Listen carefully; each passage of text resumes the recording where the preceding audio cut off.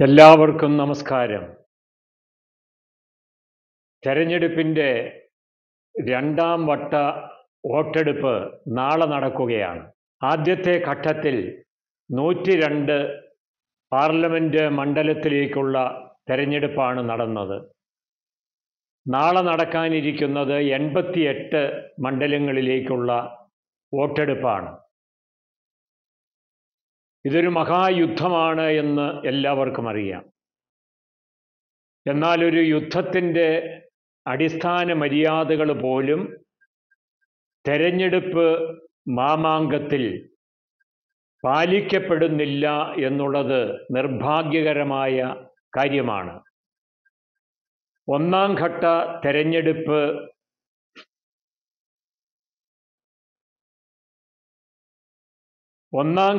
തെരഞ്ഞെടുപ്പ് പൂർത്തിയായപ്പോൾ സ്വാഭാവികമായിട്ടും എല്ലാ രാഷ്ട്രീയ പാർട്ടികളും കൂട്ടുകയും കുറയ്ക്കുകയും ഒക്കെ ചെയ്ത് അവർക്ക് കിട്ടാനുള്ള സീറ്റുകളെക്കുറിച്ചുള്ള പൊതുവായ ഒരു ധാരണയിലെത്തും. അതിന് ഇൻ്റലിജൻസ് റിപ്പോർട്ട്, മാധ്യമ റിപ്പോർട്ട്, അതുപോലെ തന്നെ പല ഏജൻസികളിൽ നിന്ന് ലഭിക്കാവുന്ന അഭിപ്രായങ്ങൾ ഇതെല്ലാം കണക്കിലെടുത്താണ് കിട്ടാനിടയുള്ള സീറ്റുകൾ നിശ്ചയിക്കപ്പെടുക. അത്തരം കണക്കുകൾ പരിശോധിച്ചപ്പോൾ BJPക്ക് പ്രതീക്ഷിച്ചത്ര സീറ്റുകൾ ലഭിച്ചിട്ടില്ല എന്ന ഒരു ധാരണയിലാണ് ബഹുമാനപ്പെട്ട പ്രധാനമന്ത്രി രാജസ്ഥാനിൽ വർഗീയ വിദ്വേഷത്തിന് ഇടവരുത്തുന്ന ഒരു പ്രസംഗം നടത്തിയത്. ആ പ്രസംഗം പ്രധാനമന്ത്രിയെപ്പോലെ ഉന്നത സ്ഥാനത്തിരിക്കുന്ന ഒരു രാഷ്ട്രീയ നേതാവിന് ഒരു കാരണവശാലും പറയാൻ കൊള്ളുന്ന കാര്യങ്ങളായിരുന്നില്ല. കാരണം ഈ രാജ്യത്തെ എല്ലാ പൗരന്മാരെയും ഒരുപോലെ കാണുകയും ഒരുമിച്ച് നിർത്തുകയും ചെയ്യേണ്ടവരാണ് ദേശീയ നേതാക്കന്മാർ. അവർ തെരഞ്ഞെടുപ്പ് വിജയത്തിന് വേണ്ടിയിട്ട് വർഗീയത പറയാൻ പാടുള്ളതല്ല. അത് അടിസ്ഥാന രാഷ്ട്രീയ മര്യാദയ്ക്ക് എതിരായിട്ടുള്ള കാര്യമാണ്. ഈ രാജ്യത്തെ രണ്ട് പ്രധാനപ്പെട്ട മതവിഭാഗങ്ങളെ തമ്മിൽ അകറ്റുന്നതിനും അവരെ തമ്മിൽ ഭിന്നിപ്പിച്ച് ഭിന്നിപ്പിൻ്റെ രാഷ്ട്രീയം മുതലെടുത്ത് അധികാരത്തിലെത്തുന്നതിനും വേണ്ടിയിട്ട് ഏത് രാഷ്ട്രീയ നേതാവ് ശ്രമം നടത്തിയാലും അത് അപലപിക്കപ്പെടേണ്ട കാര്യമാണ്. പ്രത്യേകിച്ച് ഭരണഘടനാ സ്ഥാപനങ്ങളുടെ തലപ്പത്തുള്ളവർ യാതൊരു കാരണവശാലും ഇത്തരത്തിലുള്ള തെറ്റായ അനഭിലഷണീയമായ കാര്യങ്ങൾ ചെയ്യാൻ പാടുള്ളതല്ല. പ്രധാനമന്ത്രി അങ്ങനെ ചെയ്തു എന്നുള്ളതാണ്. അദ്ദേഹം എന്താണ് രാജസ്ഥാനിൽ പ്രസംഗിച്ചത്?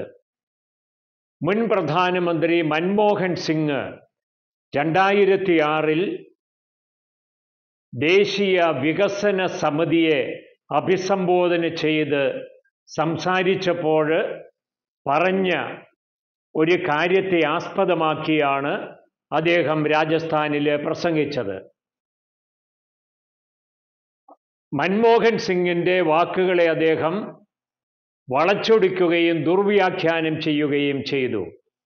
മൻമോഹൻ സിംഗ് പറഞ്ഞത് ഈ രാജ്യത്തെ പാവപ്പെട്ടവർ, പിന്നോക്കക്കാർ, ദളിത് വിഭാഗം, ആദിവാസികൾ, SC/ST വിഭാഗം, അതുപോലെ തന്നെ മുസ്ലിം വിഭാഗത്തിലെ പിന്നോക്കക്കാർ, ഇങ്ങനെയുള്ളവർക്ക് ഈ രാജ്യത്തിൻ്റെ വിഭവങ്ങളിൽ ഓഹരിക്ക് അവകാശമുണ്ട്, അത് പ്രത്യേകമായിട്ട് പരിഗണിക്കേണ്ടതാണ് എന്നാണ് അദ്ദേഹം പ്രസംഗിച്ചത്. പക്ഷേ ഈ പ്രസംഗത്തെ ബഹുമാനപ്പെട്ട പ്രധാനമന്ത്രി മോദി വളച്ചൊടിച്ച് രാഷ്ട്രീയ നേട്ടത്തിനു വേണ്ടിയിട്ട് ദുരുപയോഗിക്കുകയുണ്ടായി. അദ്ദേഹം പറഞ്ഞത് നുഴഞ്ഞുകയറ്റക്കാരും കൂടുതൽ അംഗസംഖ്യയുള്ളവരുമായ ആളുകൾക്ക് രാജ്യത്തിൻ്റെ സ്വത്ത് കോൺഗ്രസ് ഭരണത്തിൽ എത്തിയാൽ വീതിച്ചു കൊടുക്കുമെന്നാണ്. അത് പറഞ്ഞത് ഹൈന്ദവരെ മുസ്ലിങ്ങൾക്ക് എതിരെ തിരിക്കാൻ വേണ്ടിയിട്ടാണ്. ഒരുപക്ഷെ അവർ സംഘർഷത്തിലേക്കൊന്നും പോകണമെന്ന് അദ്ദേഹം വിചാരിച്ചിട്ടുണ്ടാവില്ല. അദ്ദേഹത്തിന് ഒരേ ഒരു താല്പര്യമേ ഉള്ളൂ, ഹൈന്ദവ വോട്ടുകൾ ഏകീകരിക്കപ്പെടണം. ഒന്നാം ഘട്ടത്തിലുണ്ടായ നഷ്ടങ്ങൾ രണ്ടാം ഘട്ടത്തിൽ തെരഞ്ഞെടുപ്പിലെങ്കിലും പരിഹരിക്കാൻ സാധിക്കണം. രണ്ടാം ഘട്ടം കേരളം ഉൾപ്പെടെയുള്ള സംസ്ഥാനങ്ങളിലാണ്. കേരളത്തിൽ നിന്നേതായാലും സീറ്റുകൾ ആഗ്രഹിക്കുന്നുണ്ടെങ്കിലും കിട്ടാനിടയില്ല എന്ന് പ്രധാനമന്ത്രിക്കും BJPക്കും അറിവുള്ള കാര്യമാണ്. അദ്ദേഹം പല തവണ കേരളം സന്ദർശിച്ചുവെങ്കിലും കേരളത്തോട് അദ്ദേഹം കാണിക്കുന്ന മമത കേരളം അദ്ദേഹത്തോട് കാണിക്കുകയില്ല എന്ന് ഇതുവരെയുള്ള റിപ്പോർട്ടുകളിൽ നിന്ന് അദ്ദേഹത്തിന് ബോധ്യമായിട്ടുണ്ടാകണം. അതുകൊണ്ടാണ് മറ്റ് സംസ്ഥാനങ്ങളിലെ സീറ്റുകളൊന്നും നഷ്ടപ്പെടാതിരിക്കാൻ വേണ്ടിയിട്ടുള്ള ജാഗ്രതയും മുൻകരുതലും എടുക്കുന്നത്. അതിൻ്റെ ഭാഗമായിട്ടാണ് രാജസ്ഥാനിലെ കൂടുതൽ സീറ്റുകൾ നേടിയെടുക്കാൻ വേണ്ടി അദ്ദേഹം ഹൈന്ദവ വോട്ടിൻ്റെ ഏകീകരണത്തിന് വേണ്ടിയിട്ട് മുസ്ലിം വിരുദ്ധ വർഗീയ വിദ്വേഷ പ്രസംഗം നടത്തിയത്. മാത്രവുമല്ല, 2019 അവസ്ഥയല്ല രാജസ്ഥാനിലെന്ന് അദ്ദേഹത്തിന് അറിയുകയും ചെയ്യാം. കാരണം രാജസ്ഥാനിലെ രജപുത്രർ BJPക്കെതിരാണ്.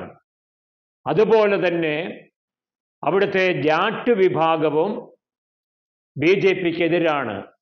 കർഷക സമരങ്ങളൊക്കെയും ജാട്ടുകളുടെ നേതൃത്വത്തിലാണ് നടക്കുന്നത്. ഇതിനു പുറമെയാണ് 2019 കലഹിച്ചും മത്സരിച്ചും ഭിന്നിച്ചും നിന്നിരുന്ന അശോക് ഗെഹ്ലോട്ടും സച്ചിൻ പൈലറ്റും ഇപ്പോൾ ഒരു മനസ്സോടെ ഇന്ത്യ മുന്നണിയിൽ കൈകോർത്ത് നിൽക്കുന്ന അവസ്ഥ. ഇതെല്ലാം കൂടി കണക്കിലെടുക്കുമ്പോൾ സാധാരണ നിലയിൽ വോട്ട് ചെയ്യപ്പെട്ടാൽ BJPക്ക് സീറ്റുകൾ വലിയ തോതിൽ കുറയുമെന്നുള്ളത് കൊണ്ടാണ് ഈ വർഗീയ വിഷം ചീറ്റുന്ന വാക്കുകൾ പ്രധാനമന്ത്രി പറഞ്ഞത് എന്നാണ് പൊതുവായ രാഷ്ട്രീയ വിലയിരുത്തൽ. മാത്രവുമല്ല, രണ്ടാം ഘട്ടത്തിലെ വോട്ട് കൂടി കുറഞ്ഞാൽ സ്വാഭാവികമായിട്ടും അത് കർണാടകത്തിലെ വോട്ടെടുപ്പിനെ ബാധിക്കും, മധ്യപ്രദേശിലെ വോട്ടെടുപ്പിനെയും ബാധിക്കും. മധ്യപ്രദേശിലും BJPയുടെ സ്ഥിതി 2019 ഭദ്രമല്ല എന്ന് മോദിക്കറിയാം. അവിടെ നേരത്തെ BJP വിജയിച്ചിരുന്നു. NCPയെ വിഭജിക്കുന്നതിൽ BJP നേതൃത്വം വിജയം കൈവരിച്ചു. അതുപോലെ തന്നെ ശിവസേനയെ രണ്ടാക്കുന്നതിലും അവർ വിജയിച്ചു. ഒരു കഷ്ണത്തെ തങ്ങളുടെ കൂടെ കൂട്ടി.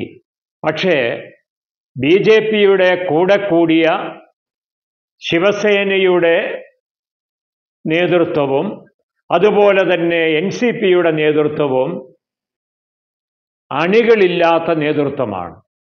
അണികളുള്ളവരുടെ നേതൃത്വം ഇന്ത്യ സഖ്യത്തിൻ്റെ കൂടെയാണ്. ഇതും തിരിച്ചടിയാകുമെന്ന് മോദിക്കറിയാവുന്നതുകൊണ്ടാണ് വലിയ തോതിലുള്ള വർഗീയ പ്രചരണം രാജസ്ഥാനിൽ നടത്തിയത്.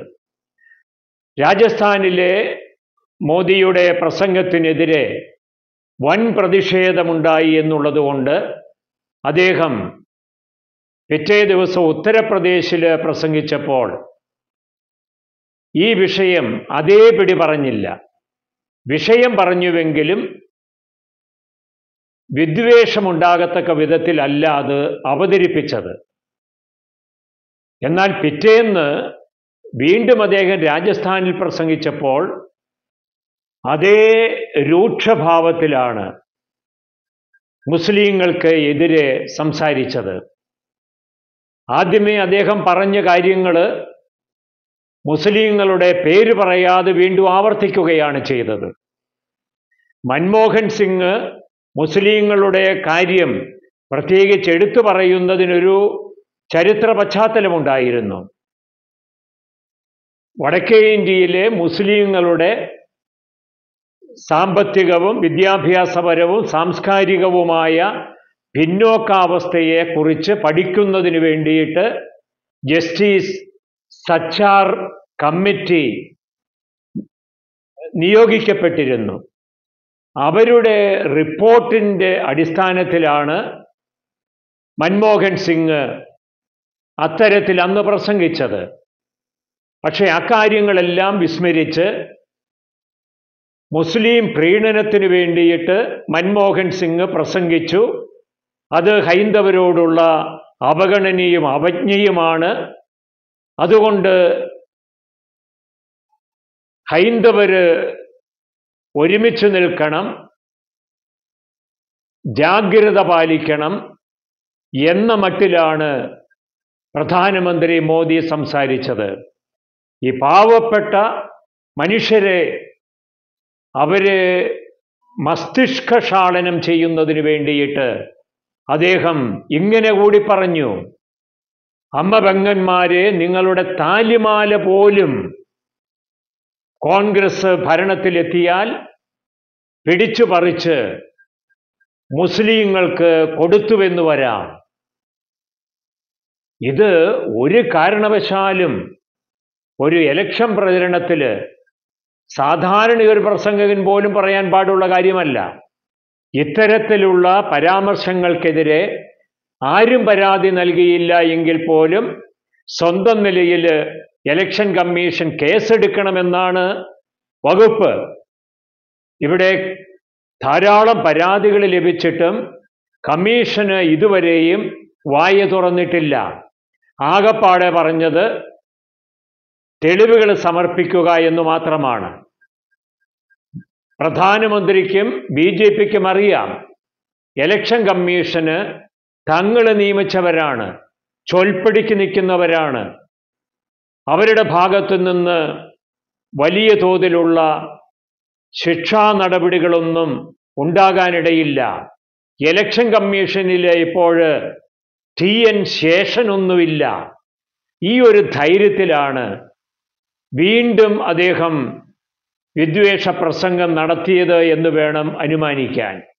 തെരഞ്ഞെടുപ്പിൽ തോറ്റാൽ പോലും പ്രധാനമന്ത്രിയെപ്പോലെ ഉന്നതമായ സ്ഥാനത്തിരിക്കുന്ന ഒരു വ്യക്തിയും, അത് കോൺഗ്രസിൻ്റെ ആകട്ടെ BJPയുടെ ആകട്ടെ മറ്റേതെങ്കിലും സഖ്യകക്ഷികളുടേതായിക്കൊള്ളട്ടെ, ആ നേതാവ് ഇതുപോലെ വില കുറഞ്ഞ തരം താണ ജനാധിപത്യത്തെ അപഹസിക്കുന്ന പ്രസംഗം നടത്താൻ പാടുള്ളതല്ല. സ്വാഭാവികമായിട്ടും ഇത് BJPക്ക് ഗുണകരമായി ഭവിക്കുകയല്ല, വലിയ ദോഷമായിട്ടിത് തീരാനാണ് സാധ്യത. കാരണം വിദ്യാഭ്യാസമുള്ളവരും രാഷ്ട്രീയം അറിയുന്നവരുമെല്ലാം പെട്ടെന്ന് മനസ്സിലാക്കുകയും അറിയാത്തവരോട് പറയുകയും ചെയ്യും. 370 കിട്ടില്ല, 400-ൽ എത്തില്ല, ഭരണത്തിലെത്താൻ പോലും ചക്രശ്വാസം വലിക്കുകയാണ്, ഒരു പ്രതീക്ഷയുമില്ല എന്ന ആദ്യഘട്ടത്തിലൊക്കെ കരുതപ്പെട്ടിരുന്ന ഇന്ത്യ സഖ്യം സടകുടഞ്ഞ് എഴുന്നേറ്റിരിക്കുന്നു. അവർ അധികാരത്തിലേക്ക് പോലും എത്താൻ സാധ്യതയുണ്ട്. ഇങ്ങനെയാണ് ഇപ്പോഴത്തെ രാഷ്ട്രീയ നിരീക്ഷണവും വിലയിരുത്തലും എന്നുള്ളത് സ്വാഭാവികമായും BJPയെ ഞെട്ടിപ്പിക്കുന്ന കാര്യം തന്നെയാണ്. പ്രത്യേക രാഷ്ട്രീയമില്ലാത്ത എല്ലാവരുടെയും താല്പര്യം ഈ രാജ്യത്ത് എല്ലാ മതങ്ങളിലും പെട്ടവരും എല്ലാ ജാതിയിലും വർണ്ണത്തിലും ഭാഷയിലും മറ്റ് പ്രദേശങ്ങളിലുമൊക്കെ വൈജാത്യങ്ങളോടെ വസിക്കുന്ന എല്ലാ മനുഷ്യരും ഏകോദര സഹോദര ഭാവത്തിൽ ജീവിക്കുന്നതിന് അനുകൂലമായ ഒരു രാഷ്ട്രീയ പശ്ചാത്തലം ഇവിടെ ഉണ്ടാകണം എന്നാണ്. തെരഞ്ഞെടുപ്പിലൂടെ അത് സാധ്യതമായി തീരുകയും വേണം.